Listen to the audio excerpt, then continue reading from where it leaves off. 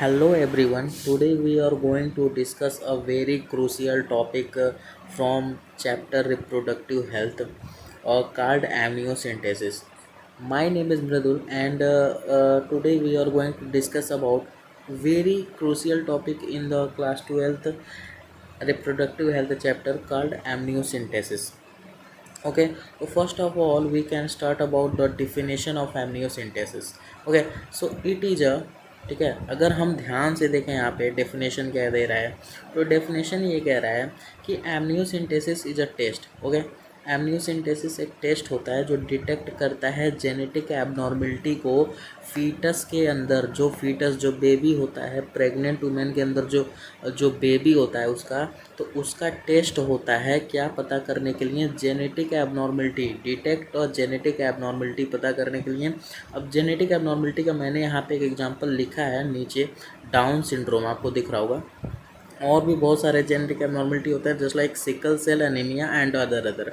Okay, so amniocentesis का definition आपके सामने ये आ रहा है. Amniocentesis is a test to detect genetic abnormality, ठीक है, लाइक डाउन सिंड्रोम या फिर sickle cell anaemia in the foetus. ठीक है, और उसे ही हम लोग कहते हैं एमनियोसिंथेसिस. ओके, यहाँ पे एक बात गौर करने वाली है और आगे हम पढ़ेंगे. So we will cover its procedure, its medical importance and the reason behind its legal ban in India. Okay, so let's dive straight into the notes. Okay, तो एमनियोसिंथेसिस सबसे पहले हमें ये जानना बहुत ही इम्पॉर्टेंट है कि एमनियोसिंथेसिस जो होता है ना, प्रेगनेंसी के 15 से 20 15 टू 20 वीक के बाद ये टेस्ट होता है. ठीक है, एमनियोसिंथेसिस एक टेस्ट है और ये टेस्ट कब होता है तो काफ़ी इम्पॉर्टेंट मैंने यहाँ पे लिख दिया. जितना भी मैंने ग्रीन कलर से हाईलाइट किया वो काफ़ी इम्पॉर्टेंट है, याद रखना. ठीक है, तो एमनियोसिंथेसिस प्रेगनेंसी के 15 से 20 मतलब 15 टू 20 वीक हफ्ते बाद होता है. ठीक है, क्या होता है एमनियोसिंथेसिस हमने पढ़ लिया. एमनियोसिंथेसिस एक टेस्ट होता है क्या पता करने के लिए भाई, तो जेनेटिक एबनॉर्मलिटी पता करने के लिए. किसमें, तो बेबी में पता करने के लिए. अब मैंने एक जेनेटिक एबनॉर्मलिटी का एग्जांपल दे दिया है, डाउन सिंड्रोम. आप कोई भी एग्जांपल यहाँ पे दे सकते हो. ओके, तो आगे हम जब प्रोसीजर की बात करते हैं तो देखो ध्यान से क्या होता है. ये वो पार्ट है फीमेल का जहाँ पे बच्चा होता है, जहाँ पे बेबी, जहाँ पे फीटस डेवलप हो रहा होता है. ओके, अब जो फीटस होता है ना, वो जो सेल है जो डेवलप हो रहा है, जो बेबी आगे चल के बनेगा, वो उसके चारों ओर ना एक फ्लूइड होता है. ठीक है, ध्यान से सुनना. उसके चारों ओर एक फ्लूइड होता है, उस फ्लूइड को हम लोग कहते हैं एमनियोटिक फ्लूइड. ओके, एक बार और, ये फीमेल का वॉम्ब है, वॉम्ब के अंदर बेबी है और बेबी के चारों ओर, ठीक है, फीटस के चारों ओर एक फ्लूइड होता है. उस फ्लूइड को हम लोग कहते हैं एमनियोटिक फ्लूइड. ओके, अब प्रोसेस में होता क्या है कि एमनियोटिक फ्लूइड ना अपने अंदर कंटेन किया होता है फीटस सेल को. ओके, एमनियोटिक फ्लूइड अपने अंदर कंटेन करता है फीटस सेल. ठीक है, फीटस सेल मतलब वह सेल जिससे फीटस डेवलप हुआ है, उसी सेल को अपने अंदर कंटेन किया होता है कौन, एमनियोटिक फ्लूइड. सो डॉक्टर्स क्या करते हैं ना, एक हाइपोडर्मिक नीडल होता है, काफ़ी इम्पोर्टेंट है. ठीक है, with the help of hypodermic needle doctor क्या करते हैं, 15 से 20 ml 15 to 20 ml amniotic fluid को ले लेते हैं. ओके, 15 टू 20 ml क्या करते हैं, एमनियोटिक फ्लूइड को ले लेते हैं. ओके, ये सब प्रोसीजर कब होता है तो याद रखना 15 से 20 वीक के बाद होता है, प्रेगनेंसी के 15 से 20 वीक बाद होता है. ठीक है, एमनियोटिक फ्लूइड होता है जो कंटेन करता है फीटस सेल को. हाइपोडर्मिक नीडल की हेल्प से डॉक्टर क्या करते हैं, 15 से 20 ml ले लेते हैं. यहाँ तक दिक्कत नहीं है. ठीक है, ये हो टूल है, नाम याद रखना. ठीक है, फ्लूइड का नाम याद रखना, एमनियोटिक फ्लूइड है. कितना ml लिया जाता है, वैल्यू याद रखना, 15 से 20 ml लिया जाता है. एंड जब उसी का टेस्ट होता है तो हमें बच्चे के अंदर क्या पता चलता है कि जेनेटिक एबनॉर्मलिटी है कि नहीं. ठीक है, मुझे लगता है यहाँ तक सबको समझ में आया होगा. ओके, अब सवाल आता है कि ये टेस्ट क्यों किया जाता है. इसका असली मकसद है जेनेटिक एबनॉर्मलिटी का पता लगाना, जैसे कि down syndrome, haemophilia, sickle cell anaemia. ठीक है, अब ये फ्लूइड होता है ना, फ्लूइड, ये सब जो फ्लूइड है एमनियोटिक फ्लूइड, ठीक है। तो फ्लूइड में मौजूद जो सेल होता है ना, जो सेल होता है वो फीटस का ही होता है। फीटस जिस सेल से बना है ना वही सेल होता है। ओके, अब हम ये बात करते हैं यहाँ पे, ज़रा ये 3 पॉइंट आप ध्यान से पढ़ो। ठीक है, ये मैंने पॉइंट 1, पॉइंट 2 एंड पॉइंट 3। ठीक है, तो मैंने यहाँ पे लिखा है amniocentesis is legally ban 1994 for the determination of sex. मतलब एमनियोसिंथेसिस को लीगल तरीके से बैन किया गया कब? 1994 में। वापस बता रहा हूँ, काफ़ी इंपॉर्टेंट चीज़ है। ठीक है, ईयर याद रखिएगा। ठीक है, एमनियोसिंथेसिस को बैन किया गया 1994 में। क्यों? तो डिटर्मिनेशन फॉर ऑफ सेक्स। ठीक है, और सेक्स तो आपको पता है स्ट्रिक्टली इलीगल है। सेक्स डिटर्मिनेशन स्ट्रिक्टली इलीगल है हमारे यहाँ। ठीक है, और जो and the test is legally restricted to detecting genetic abnormality. ठीक है, ओके। तो हम यहाँ पे ये बात करेंगे कि एमनियोसिंथेसिस लीगली बैन किया गया 1994 में during for the sex determination. ठीक है, यहाँ मैंने लिख दिया है, काफ़ी इंपॉर्टेंट है। ठीक है, तो 1994 में बैन किया गया। ठीक है, टोटली बैन किया गया। अब हम ये रीज़न समझते हैं कि क्यों बैन किया गया, क्योंकि आता है कभी कभार क्वेश्चन कि रीज़न दो कि क्यों बैन किया गया। तो रीज़न हम समझेंगे क्यों बैन किया गया। तो रीज़न इसका एक ही है कि देखो भाई, सेक्स डिटर्मिनेशन से क्या पता चलता है कि जो अंदर ये जो फीटस है वो आगे चल के मेल होगा कि फीमेल होगा। हमें यही चीज़ पता चलता है किससे? सेक्स डिटर्मिनेशन से। तो उस टाइम पे क्या होता था, जब लोगों को पता चलता था कि बच्चा फीमेल होगा, होने वाला जो बेबी वो फीमेल है, तो वो उसे मार देते थे। ठीक है, पेट में मार देते थे, या बाई चांस वो डिलीवरी हो जाता था, so after delivery he killed the baby. तो व्हेन ही रियलाइज कि पेट में जो बच्चा है वो फीमेल है, तो उसको वो मार देते थे।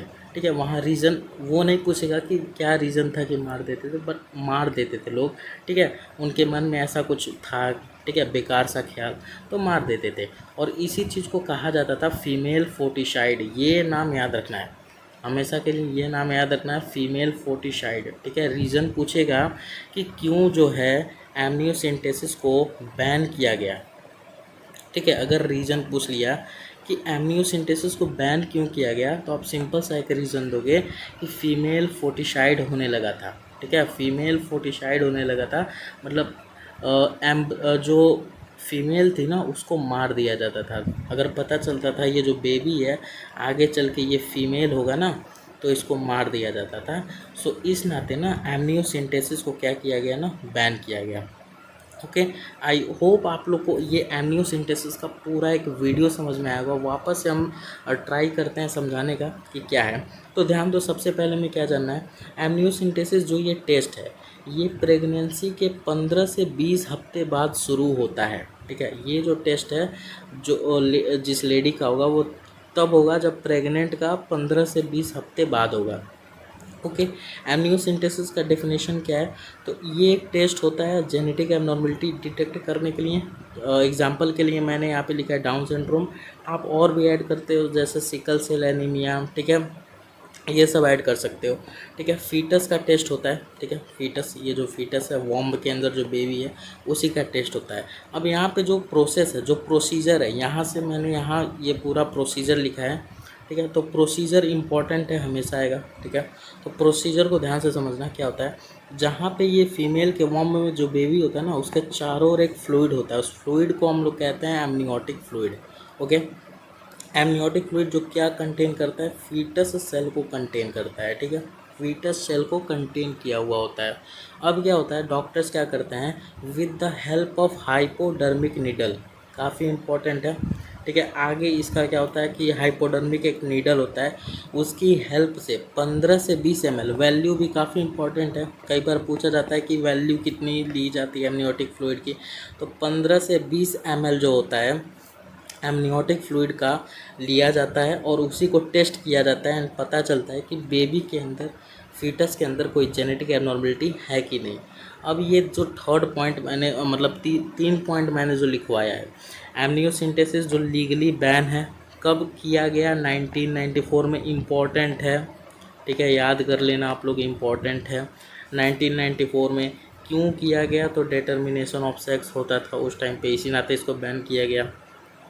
और सेकेंड पॉइंट ये कहता है कि ऑलरेडी जो हमारे यहाँ जो सेक्स डिटर्मिनेशन है वो बैन किया गया, वो इलीगल है, नहीं करना चाहिए, ठीक है। The test is legally restricted to detecting genetic abnormality, ठीक है, इसका मतलब वही है। अब ध्यान से देखो 1994 में क्या किया गया, बैन किया गया एमनियोसेंटेसिस को, हमेशा याद रहेगा इस चीज़ को, ठीक है। रीज़न समझ लो क्यों एक बार बैन किया गया वापस से। तो देखो सेक्स डिटर्मिनेशन आपको पता है, दूसरा पहला पॉइंट ये कह रहा है डिटर्मिनेशन ऑफ सेक्स, ठीक है। तो क्या होता है भाई, सेक्स डिटर्मिनेशन से यही तो पता चलेगा ये जो बेबी है ये मेल है कि फीमेल है, ओके, यही चीज़ तो हमें पता चलेगा ना।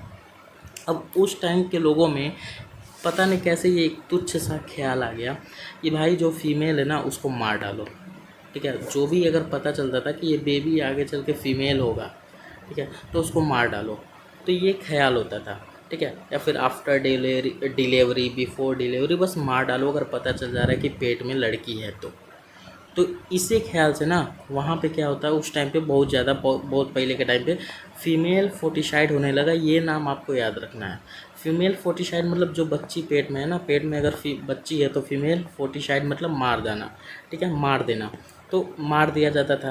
तो ये केसेस बहुत ज़्यादा होने लगे, निर्दोष की हत्या होने लगी। तो इसी नाते ये दो जो रीज़न है फीमेल फोर्टिसाइड, इसी नाते क्या किया गया, एमनियोसेंटेसिस को टोटली बैन किया गया। सो आई होप आपको समझ में आया होगा। और हम एमनियोसेंटेसिस में बहुत जल्द कुछ क्वेश्चंस लाएंगे, ऑब्जेक्टिव, लॉन्ग आंसर, बहुत सा क्वेश्चंस इस वीडियो इस चैनल पे मिलेगा आपको, वेट करिए। बट इस चैनल पे से छोटी छोटी वीडियो आपको ज़रूर मिलेंगी जो कि बहुत ही आसानी से समझाई जाएगी। यहाँ मैंने एमनियोसेंटेसिस का पूरा ओवरऑल व्यू दे दिया है, जो एनसीईआरटी कहता है और भी बुक्स जो कहते हैं वो सब है, ठीक है। आप इस वीडियो को बार बार देखिए, आपको समझ में आ जाएगा। एंड अगर वीडियो समझ में आई तो वीडियो को कीजिए लाइक, चैनल को कीजिए सब्सक्राइब। ऐसे छोटी मोटी वीडियो देखने के लिए मिलते हैं नेक्स्ट वीडियो में, तब तक के लिए गुड बाय।